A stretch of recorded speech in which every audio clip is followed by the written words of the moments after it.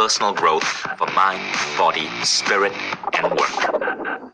Hi everyone, so I'm bringing you an oldie but goodie. This was a talk that was recorded at the very first A-Fest. It happened in Costa Rica way back in December 2010. And the man I put on stage is a brilliant guy by the name of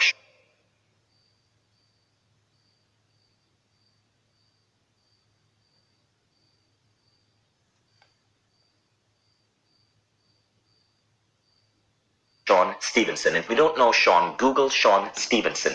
Sean is a world-renowned speaker. He has this incredible ability to inspire. But it comes because he was born with a rare genetic disease called brittle bone disease. You see, before Sean was even a teenager, he had broken some 300 bones in his body. The slightest touch, the slightest fall could cause his bones to break. And so Sean is confined to a wheelchair. And he's pretty much no more than 3 feet high. But Sean has been able to do incredible things with his life. He has shared the stage with US presidents, billionaire, businessmen, and even His Holiness, the 14th Dalai Lama. In fact, that's where Sean and I met. We were both speaking on stage with the Dalai Lama in Calgary around 10 years ago, and we became friends. So I asked Sean to speak at A-Fest, and he took the stage in his beautiful, majestic style, and then proceeded to blow all our minds. And this is why I wanted to bring back this talk to share it with you.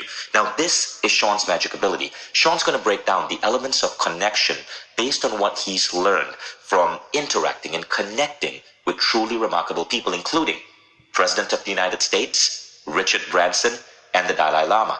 Now, I've witnessed this in person. Sean and I, and a group of other entrepreneurs, once got a private audience with the Dalai Lama, and all of us was hoping that His Holiness would speak to us because there were about 25 people in the room. Sean was the guy who knew how to instantly make the Dalai Lama smile and engage the Dalai Lama in a conversation. I also witnessed this on Necker Island. We were there for an entrepreneurial gathering. Richard Branson was there, and Sean was beautifully able to connect with Branson in such a deep way. This is the topic of what he's going to be sharing in this podcast. I really wanted to share this with you because connecting with people was something I always had difficulty with as a kid, as a teenager, even in college. I grew up with Asperger's syndrome, which means that I developed huge social anxiety. I had difficulty remembering faces, and I had difficulty looking people in the eye. I'm actually on the autism spectrum in some ways, and I've had to overcome that as I grew up. And what I've recognized is that no matter what neurological condition you're born with or where you are in life, with the right tools, you can learn to create connection. You know my story. Despite being a geeky computer programmer with Asperger's, I was able to create events like A-Fest, like Mind Valley U, mobilize huge tribes. But it was because I didn't accept my neurological flaws. I sought to put myself in a growth mindset and fix them. And this is what this podcast interview is going to be hopefully doing for you as well, to teach you that to create rich human connections, you can learn specific techniques that you can apply immediately in your life.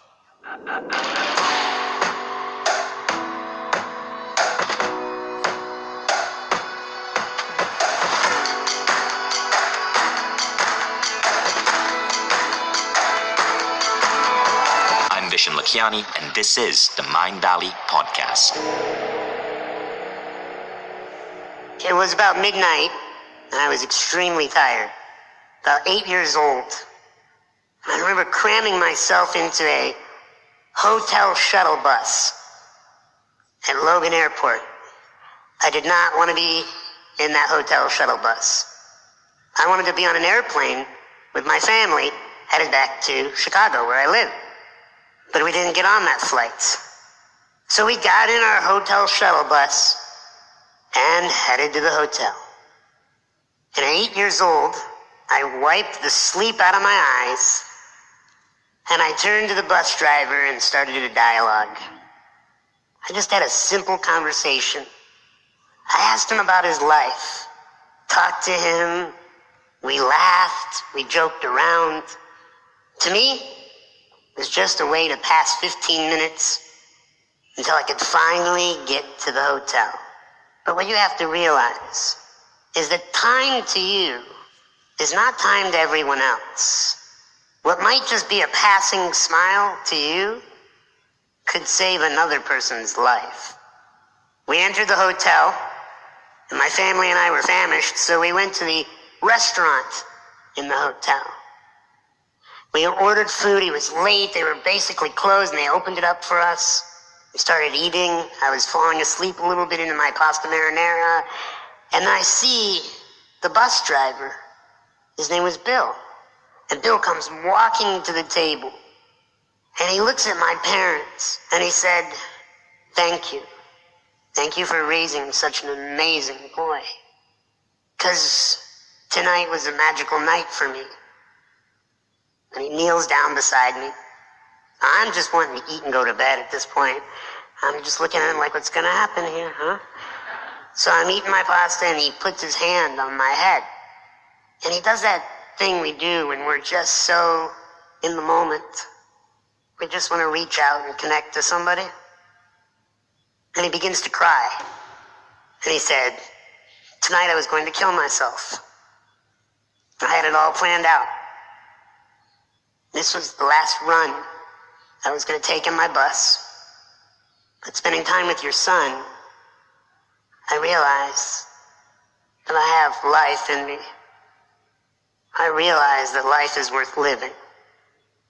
And what you don't know is that a few years ago, my wife left me, and my children won't speak to me, and I've been feeling tremendously sorry for myself. But when your son got on this bus, I realized sorrow is a choice. And I just want to thank you for that. And he got up, and he left. And I never saw him again. But what I realized at that tender little age is what you might think is just a passing conversation could save someone's life. And you might say, "Well, Sean, I don't look like you. I don't have your life story." It doesn't matter. I believe that we take for granted the people around us. We sometimes get caught in that trap of believing that they're like holograms, like they're there, but they're not really there. And we have to get out of that. We have to realize that there's a thing called connection, and that we have to do something to get activated in the surroundings that we have, because a smile can truly save another person's life. In my career, I found that connection is so very valuable. And it's not just about talking to somebody. There's communication and there's connection. So what's the difference? Well, communication occurs when we exchange information, right?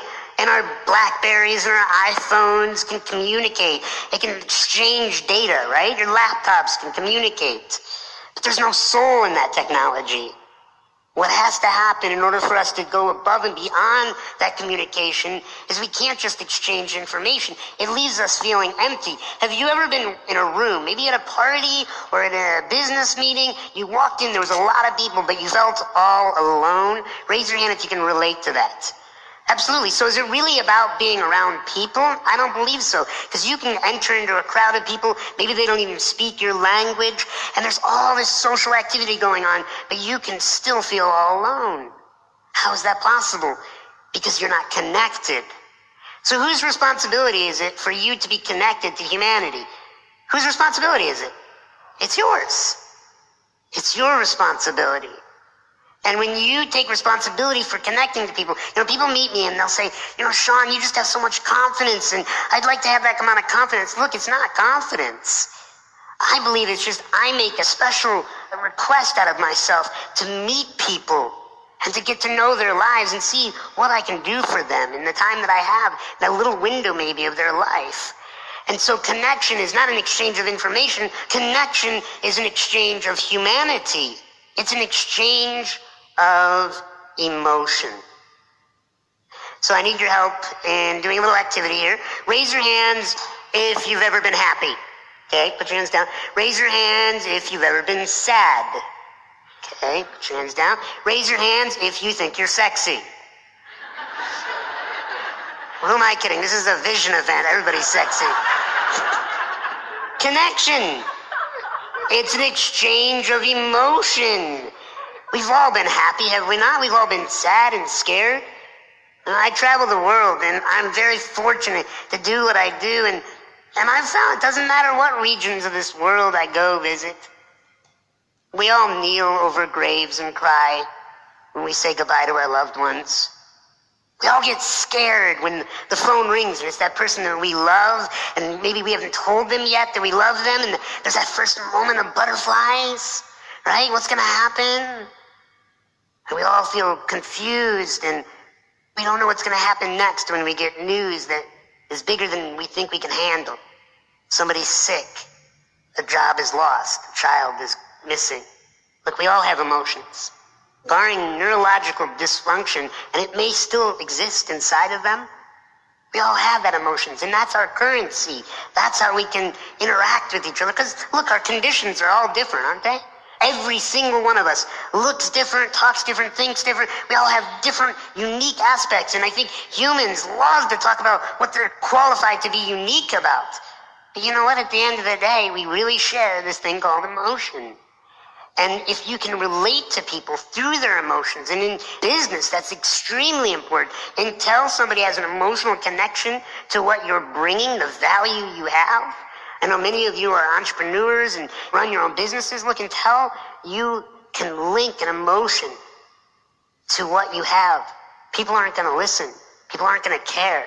Think about it. I want you to think right now about somebody in your life that had a massive impact in your life when you were young. Close your eyes. Let's just close your eyes and visualize a person. Maybe it was a teacher, a counselor, a friend, a parent, a neighbor, a custodian, a gym teacher, right? Think about that person. Now I have a question for you about that person. Did you like them because they were the most articulate? Did you like them because they had the best syllabi, the best homework assignments or lectures, or because they smelled nice? No. Why did you like them? Why do you feel that you still remember them? Because, you can open your eyes now, because you felt they cared about you. And that's when the connection takes place. The moment we feel somebody cares about us, we are open to learning from them. We're open to listening to them, to growing with them. But as long as we feel they don't care about us, we close off. So what I would like to do in the time that I have here is I want to share with you elements to connection. So when people come up to you and you interact with them, I want you to hold that space of I am responsible for connecting to this person.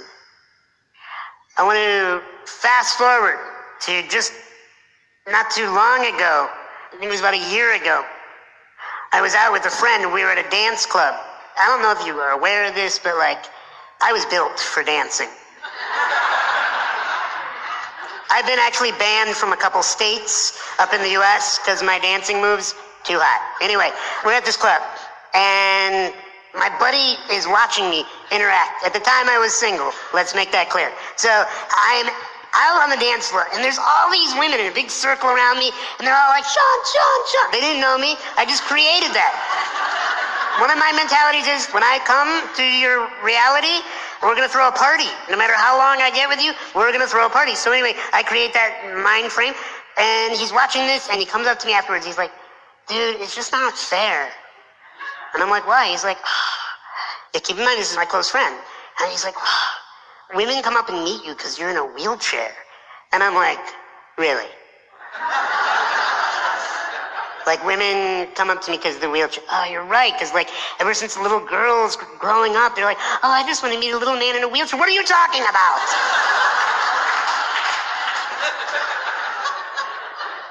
So he's like, no, I mean, think about it, Sean. I mean, you're unique, and people come up to you because, maybe they feel sorry for you, and then you're just so playful, and and he's going on, and he's totally not wanting to take responsibility for the fact that I create my reality, okay, and that he creates his. So I said, okay, I'm going to do something. I've never done it, and I don't want to ever do it again, okay? So we're going to let a few minutes go by. I'm going to go off to a different part of the club. I'm going to show you what would happen if I didn't create the party. I'm going to show you what happens when I don't connect. I want to show you what happens if I take on the role of the little man in the wheelchair. And I want you to watch closely what happens in my reality. More specifically, what doesn't happen. He's like, okay. So we go to the other side of the club. New part, new people, And I took on this physiology of, I hope you see me. I'm over here. And you know what happened? No one made eye contact with me. People walked right past me. People actually avoided me because they felt sorry for me. Now, was it my container or was it my energy? Which one was it? It was my energy. And as he watched this, he got more and more petrified because he thought he was losing his best friend. He's like, oh my God, are you going to be able to come back? Like, he's like freaking out. He's like, don't ever do that again. I'm sorry, you're right. It's the energy. Like, just get a circle of girls around us, man. Like, come on. Sean, snap out of it. Energy, folks. You are responsible for your reality. Connection. It's the connection. I choose to make you comfortable with me. It is my Thank you, Lisa. You may never have seen somebody like me. And maybe you're like, oh, wow, do I talk to him? Do I not talk to him? What if he's like afraid? And here's the thing. We teach people how to treat us. Okay, that's not something new that Sean created. I'm spouting what the masters have taught for thousands of years. Like, we teach people how to treat us. And if you want to teach people to treat you with disrespect, you want to teach people to treat you as if you're shy, you want to teach people to treat you that they would never want to buy something from you, you want to teach people that you are not lovable, you want to teach people that? I don't think so. But maybe that's what you're doing. And maybe that needs to change today. And maybe you can utilize the tools that I'm going to share with you. I'm going to open up my bag of tricks on how to connect, how to get people to go,